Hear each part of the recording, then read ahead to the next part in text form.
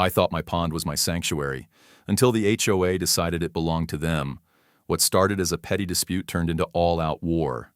I never imagined how far they'd go, until I saw my koi floating dead. The first time I met Jeff Peterson, he seemed like the kind of guy who could sell ice to an Eskimo and make them think they were getting a deal. The slicked-back hair, the self-important grin, the ever-present clipboard tucked under his arm. It was clear he took his position as the HOA president way too seriously. Unfortunately for him, I wasn't part of his little kingdom. I had bought my property a few years ago, specifically because it wasn't under HOA control. My land sat on the edge of their pristine little community, separated by a thick row of trees and a stone fence. It was my slice of paradise, peaceful, private, and best of all, mine. I had built a beautiful pond, stocked it with rare koi fish, and spent hours perfecting the landscaping around it. It was the kind of place you could sit with a beer in hand and forget the world existed. That all changed the day Jeff came strolling up my driveway like he owned the place. "Tom!" he called out, waving like we were old friends. "Got a minute?" I was already on edge. Nobody who starts a conversation like that ever has good news. "Not really," I said, leaning against my truck, arms crossed. "What's up?" He flashed that used car salesman smile. "Well, the HOA had a little meeting, and we've been discussing ways to improve community spaces. And wouldn't you know it, your pond came up." I blinked. "My pond?" Jeff nodded enthusiastically, like he was giving me the best news of my life. "Yeah, it's such a beautiful spot, a real asset to the community. We were thinking it could be opened up for neighborhood use, a shared space for fishing, picnics, maybe even a little kayak dock." For a second, I actually laughed. He had to be joking. But when I saw the expectant look on his face, I realized this idiot was serious. "Jeff, let me stop you right there," I said, standing up straight. "That pond is on my property. It's not part of the community. It's mine, private. As in, not yours." His smile twitched, but he didn't back down. "Well, technically, it's right on the edge of the HOA, and a lot of residents feel like it would be a waste not to make it accessible. It's just sitting there, looking all perfect." "Yeah, because I built it," I shot back. "With my money. On my land." Jeff exhaled sharply, like I was being unreasonable. "Look, I get it. You like your privacy, but think of the goodwill, the sense of community." I took a step forward. "Jeff, let me make this clear. I don't give a damn about HOA goodwill. My pond is mine. End of discussion." His expression hardened. "Tom, I was hoping we could resolve this amicably." That set off alarm bells. "Oh yeah?" I crossed my arms again. "And if we can't?" Jeff sighed dramatically as if he hated what he was about to say.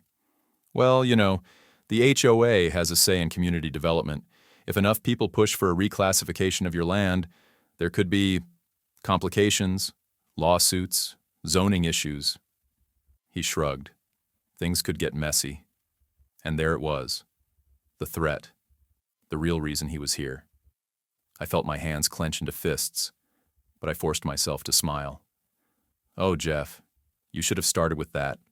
Would have saved us both some time." He seemed relieved. "So you'll consider—" "No," I interrupted.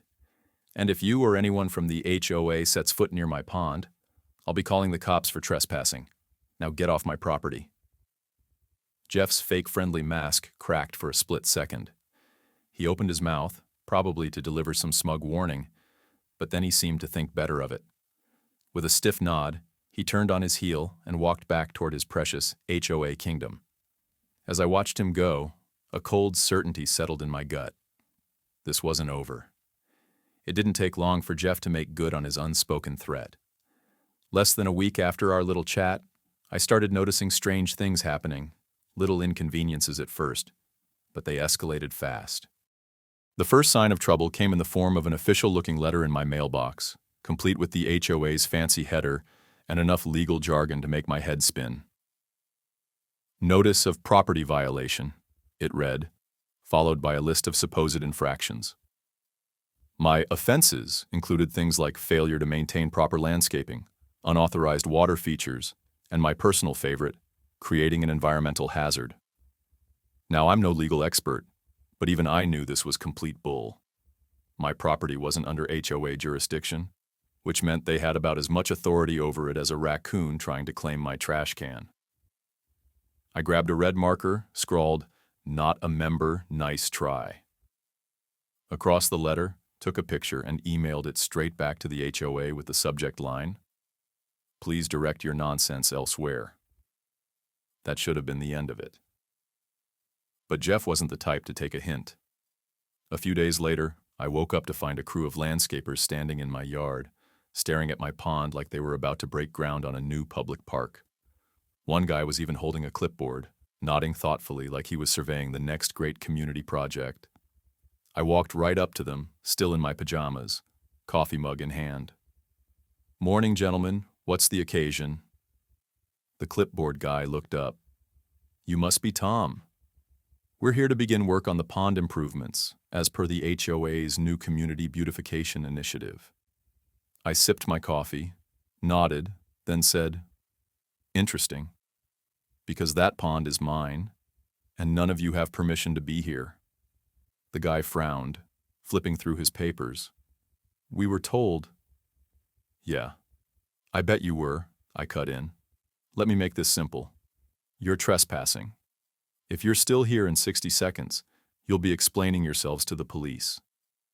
They packed up so fast, you'd think I pulled a shotgun instead of a phone. That night, I installed security cameras around my pond. If Jeff and his cronies were going to play dirty, I'd be 3 steps ahead. The next move from the HOA was even more desperate. One morning, I turned on my faucet, and nothing. No water.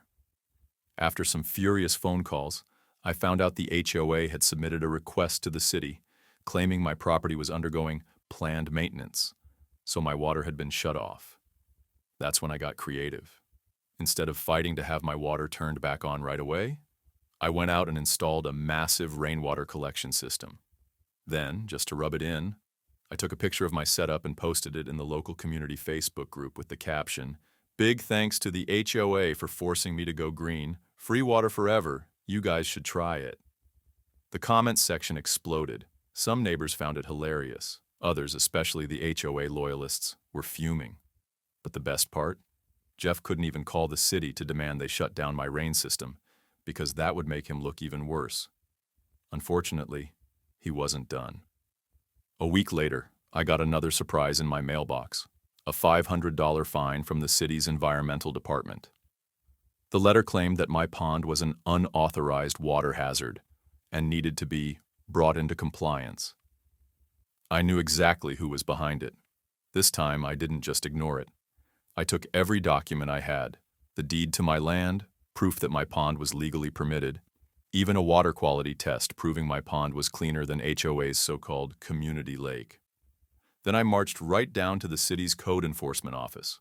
When I slapped my paperwork on the desk and explained the situation, the guy behind the counter actually laughed. "HOA really tried to report a private pond?" He chuckled.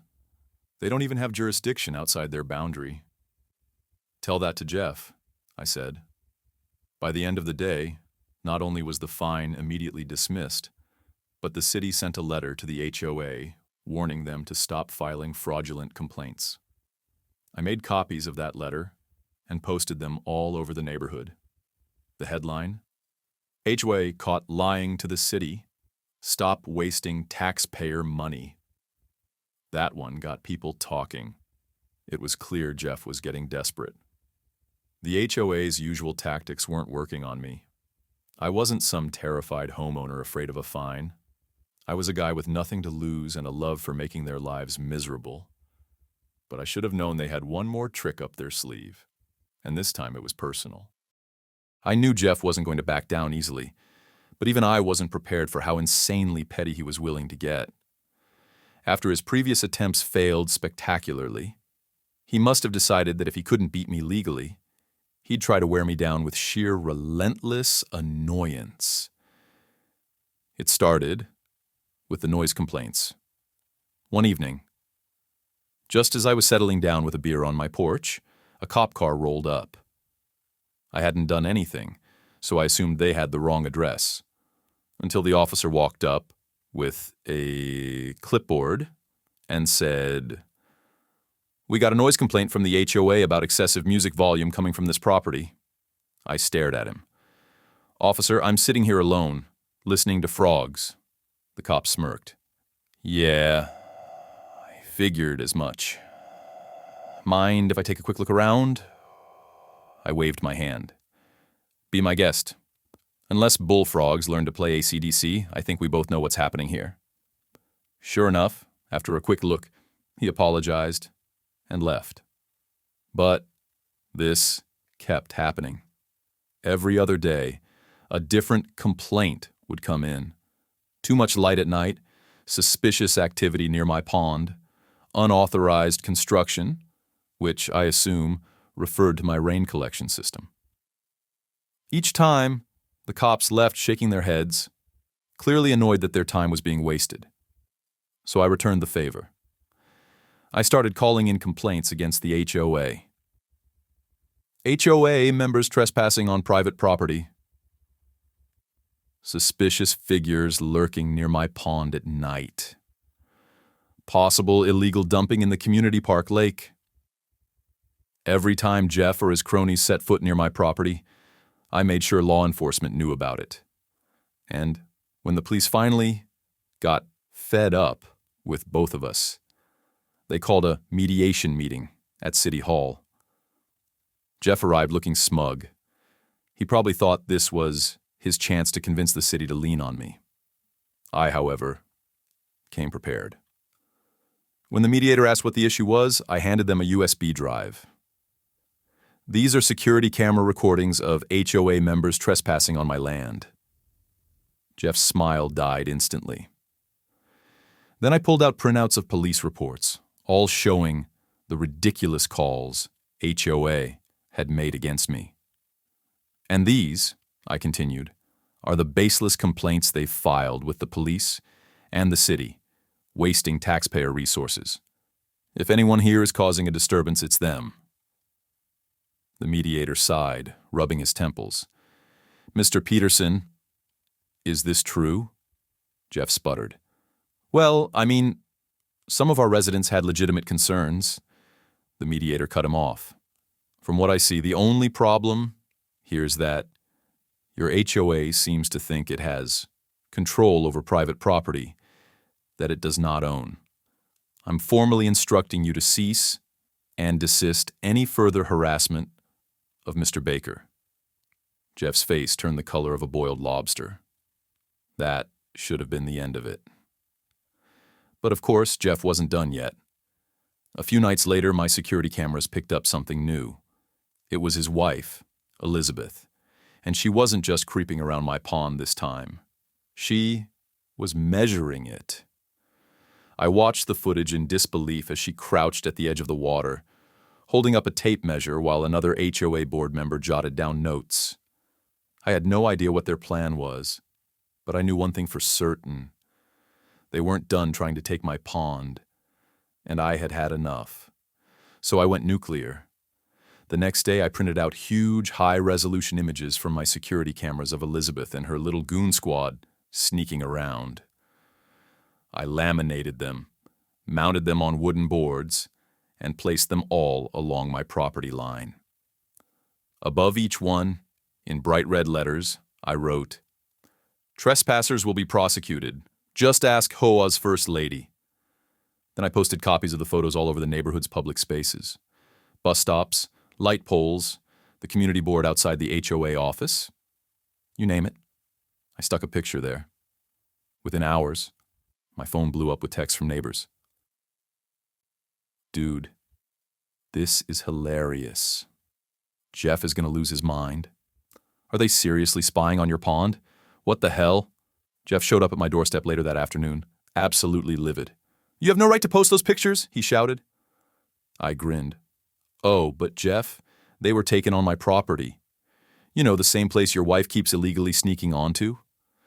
Elizabeth, who had come with him, turned beet red. "This is harassment," she snapped. I crossed my arms.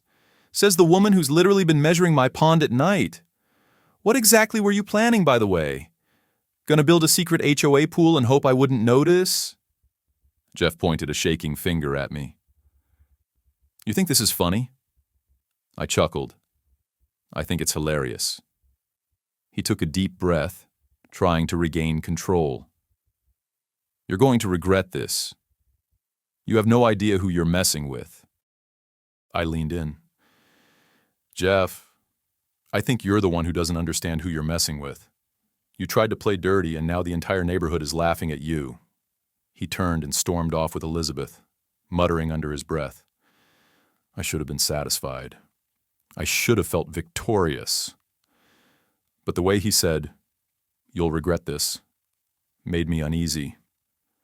I had embarrassed Jeff, humiliated his wife, and made a complete mockery of the HOA's power, and something told me they weren't done yet. I woke up to the sound of silence. That might not seem strange to most people, but for me, it was wrong. My property was usually alive with the sounds of the wind rustling through the trees, birds calling from the branches, and, most importantly, the soft trickling of water from my beautiful private pond. But this morning, nothing. A strange sense of unease crawled up my spine as I threw on some clothes and stepped outside. The moment I reached the edge of my property and caught sight of my pond, my stomach dropped. It was ruined. My once clear water was now a murky, toxic swamp. Garbage floated on the surface. Plastic bags, empty soda bottles, rusted cans. There was even a damn broken lawn chair half submerged near the reeds. The smell hit me next. A thick, rancid stench of rotting food, chemicals, and who the hell knows what else. And then I saw them. My koi. My beautiful, rare koi. The ones I had raised for years, spent countless hours taking care of, ensuring their habitat was perfect. They were floating belly up, motionless, their vibrant colors dulled by the filth surrounding them. For a few seconds, I couldn't breathe. Rage, grief, and disbelief crashed into me all at once. It wasn't just about the pond. It wasn't just about the fish. It was about everything. This was malicious. This wasn't a mistake. Someone, HOA, Jeff, Elizabeth, all of them had done this on purpose. They wanted to break me. They wanted to make me regret fighting back. A cold, burning fury settled in my chest. I clenched my fists so hard my nails dug into my palms. But I didn't care. My heart pounded. My breath came in sharp, ragged exhales. I could feel the adrenaline surging through me, demanding action. I forced myself to step back. Not because I was backing down. Oh no, that wasn't happening. I needed to be smart. I needed proof. I turned on my heel and marched straight back to my house. Within minutes, I was sitting at my desk, pulling up the security camera footage from last night. My fingers trembled. Not from fear, but from pure, seething rage. And then, there it was. Elizabeth. 2 other HOA members, sneaking onto my property in the dead of night, their faces illuminated by the glow of the street lamp as they tossed bag after bag of garbage into my pond. They laughed, whispered to each other, and then left, like it was all just some stupid game. My hands were shaking, but I wasn't shaking from anger anymore. I was smiling, because this was the final nail in their coffin. They thought this would break me. They had no idea who they were messing with. The moment I had everything I needed, I got to work. I didn't storm over to Jeff's house. I didn't scream at the top of my lungs, demanding justice. No, I played this smart. I made multiple copies of the security footage, uploaded it to cloud storage, sent it to my lawyer, sent another copy to the local news station. Then, just for fun, I emailed it to the city council. Next stop, the courthouse. Within 48 hours, my lawyer had officially filed a lawsuit against the HOA, Jeff, Elizabeth, and the 2 board members involved. Destruction of private property environmental contamination, illegal trespassing, harassment and malicious intent, and, of course, $20,000 in damages.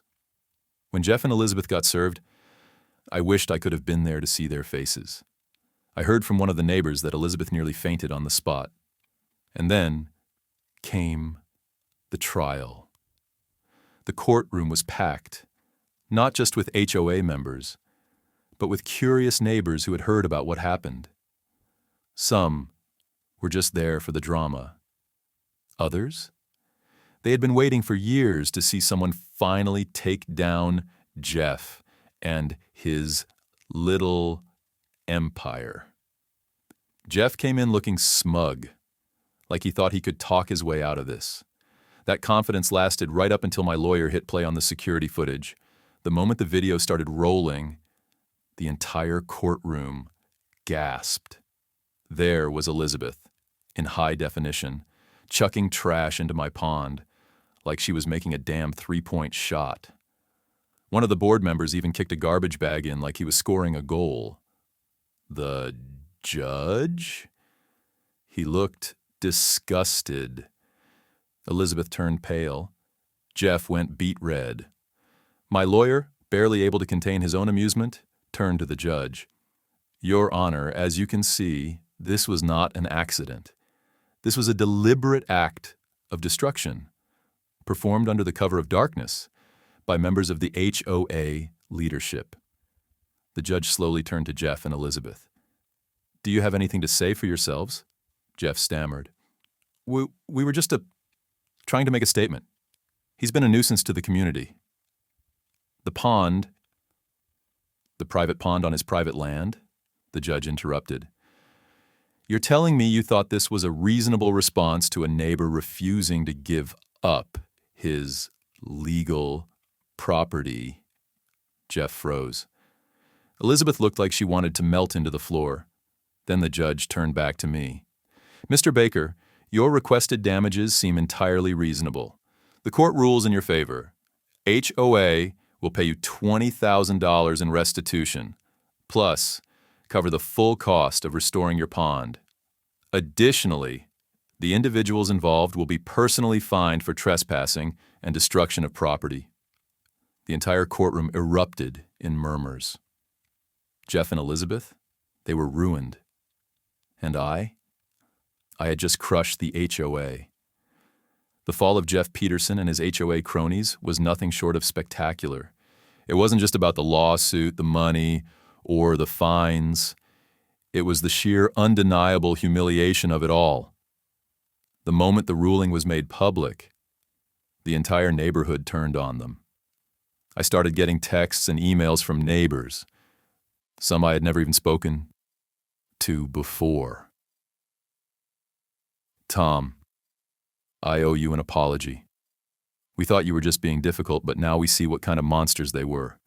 You're a damn hero, man. I'll buy you a beer anytime. Do you need help with the pond cleanup? I've got a free weekend and a strong back. Apparently, I wasn't the only one who had suffered under the HOA's reign of stupidity. One guy told me that Jeff had fined him $200 for leaving his garbage cans out 10 minutes past pickup time. Another family revealed that Elizabeth had tried to ban Halloween decorations because she found them tacky. And the best one? A woman said Jeff had personally yelled at her for planting tomatoes in her backyard. Tomatoes? She had texted me, still furious. The man tried to ban food. So when the news broke that Jeff and his wife had been caught on video committing actual crimes, well, the neighborhood exploded. At the next HOA meeting, where they expected business as usual, a mob of angry homeowners showed up, and they weren't there to discuss fence heights. Jeff, you've cost us thousands in legal fees. Elizabeth, how dare you call yourself a community leader when you're out there throwing garbage into someone's pond? I want you both out. A vote was held on the spot. Jeff and Elizabeth were officially removed from the HOA board. They tried to fight it, tried to say they were being unfairly targeted. But the neighborhood had spoken. Their reign was over. And a week later, they put their house up for sale. With the $20,000 payout from the lawsuit, I hired the best environmental cleanup crew I could find. It took weeks to remove all the garbage, filter the water, and restore the natural balance of the pond. But I wasn't just going to bring it back to how it was before. Number I was going to make it even better. I expanded the pond, deepened it, and added a new rock waterfall feature. I restocked it with even rarer, even more expensive koi, the kind that cost as much as a small car. And just for fun, I installed underwater lighting so the pond glowed at night. Then, to really drive the point home, I put up a brand new sign at the edge of my property. In huge, bold letters it read, "Private property. Trespassers will be prosecuted." And right underneath that, I added, "Show members get double the fine." Looking at you, Jeff. A few weeks later, I was sitting by my newly restored pond, watching my new koi lazily glide through the water, when one of my neighbors, Mark, came up to me. He had a beer in hand and a grin on his face. "Man," he said, looking out over the pond. "You really won, huh?" I smirked. "Oh, yeah." He shook his head, chuckling. "I can't believe those idiots thought they could get away with it." "That's the thing about people like Jeff," I said.